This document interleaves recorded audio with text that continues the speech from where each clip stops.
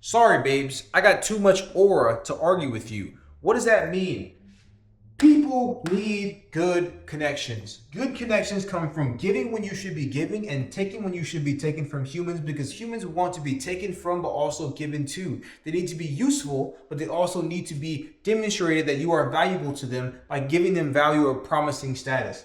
Our goal is to make sure this connection happens effortlessly, seamlessly. In the case of Sora 2 dropping, I found myself reminiscing on the time that I spent in my life, on the opportunities I could have had, and opportunities that I got, right?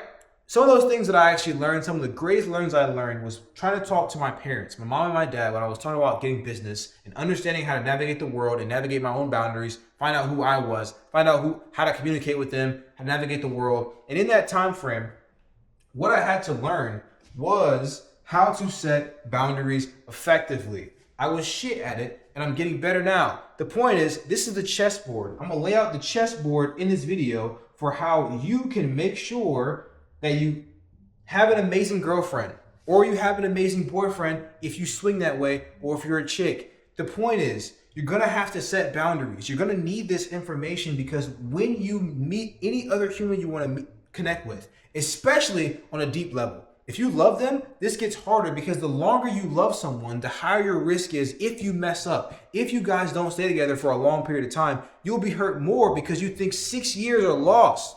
6 years of time with this person that I invested in, grew with them, learned them, time back and forth is gone down the toilet if I mess up this conversation, and you don't want to have that weight on your chest without a plan. Imagine walking into any store, any building, any group setting, and you being the person that everyone just flows with. And they flow with you because they know where to be when they speak to you. You know where to be with them because you can read them better than they can read you because you understand yourself. That can be you, based upon setting boundaries correctly. In this video, I'm going to explain 2 types of people and how to communicate yourself. The chessboard people play on usually when it comes to communication, and how your chessboard can encompass and encapsulate how to communicate with them to fix their world, but also make it so you guys work together.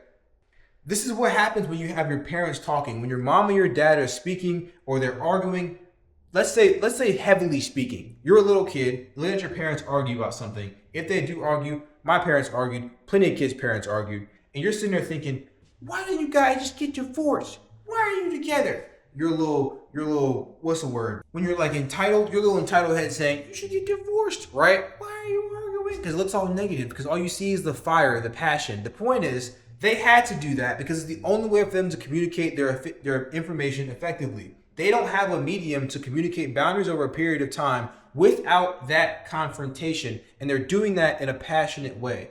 You don't have to do that. I don't want to do that. I want it to go smooth. Of course, you gotta show passion sometimes, but for the most part, I want to communicate where people should be, where I want to be, in the most efficient way possible. And I think you do too, because you want to make sure when you have your wife or your wife and your wife to a husband, you guys can communicate what should happen fit well. So there's 2 kinds of people, person A and person B. This right here is the time in which you can withhold your anxieties, the boundary you would like to place but haven't been placed. This right here. This is how long you wait before you speak. Most people are 1 or 2 people, especially if they're dysfunctional. So this right here is at a short time. This is like literally 5 seconds, 5-second windows. They saw something they didn't like. She dropped the ice cream cone on the ground. It hit the ground. There's ice cream on the ground now. Mom's mad. Pick it up, clean it. Right?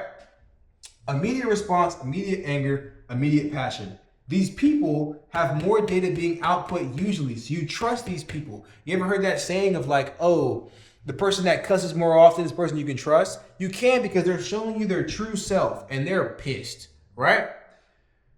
The other end, this person right here has a long window. This could be hours, this could be days, this could be weeks. And usually, the crazy thing is, opposites attract. The person that bursts and is very fiery and shows who they are immediately usually attracts a person that does not do that shit. The person that can hold their anger, their frustration, their discontentment, or even their happiness for weeks, months, and never say a peep. This person shows you less about themselves. But when they do speak, they usually burst. They burst out in a massive explosion. It's not at the same time. They give you less data over a period of time, but when they do give you data, it's a rant. It's a rant, and it sucks because they can't even hear you speaking. But there's pros and cons of both of these methods. This person gets more data across, but you'll dislike this person a bit more, but you can trust them more, and it's harder to trust them.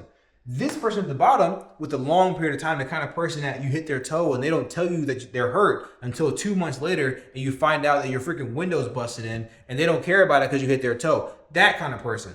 That kind of person is here. That person also extrapolates to a less extreme version of someone who just took a little bit from you for a long time. Let's say you're two people living in the same house, bathroom, toothbrush can. Your toothbrush touches their toothbrush. They see it every day for a month. They're mad about it. All of a sudden, one day, they get a little disgruntled with you. Please separate the toothbrushes. That person. You're like, why are you frustrated? I didn't even know you didn't like this. They've been looking at that same toothbrush touching for 6 months, and they're mad about it because they let it slide for 6 months. And in their brain, even if they understand the fact that you had no idea, they still add it up as a tally. I did this for them 600 times over the 6 months, subconsciously. And they think, you stop this. I need to put my foot down, because you did not see that you helped them. You did not see that they helped you, right? But they interpreted that they did because they didn't tell you. So it's like a burden they carry for you that you didn't know they carried. That's this kind of person. Our goal is to have a long time where we can hold back information because we control ourselves, but also give data. The thing is, with both of these shits, they both give data at different times. This person gives data at the end.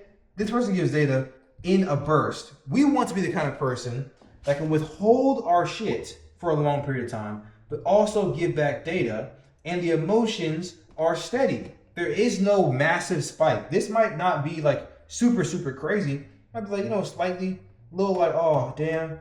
But in the middle, we're giving data the whole time. So we can withhold our own frustrations for a long period of time, but at the same time, communicate where they should be. My toothbrush is touching your toothbrush. That sucks. And then they smile afterward. And it wasn't 6 months in, but you also didn't blow up in the beginning. This person with a toothbrush situation would have just blew up immediately. They'd be like, oh, my toothbrush is your toothbrush. First day, first 5 seconds.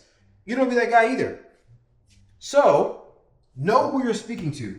If you become this person, then know if you're talking to this person or this person and how they work, how to approach them.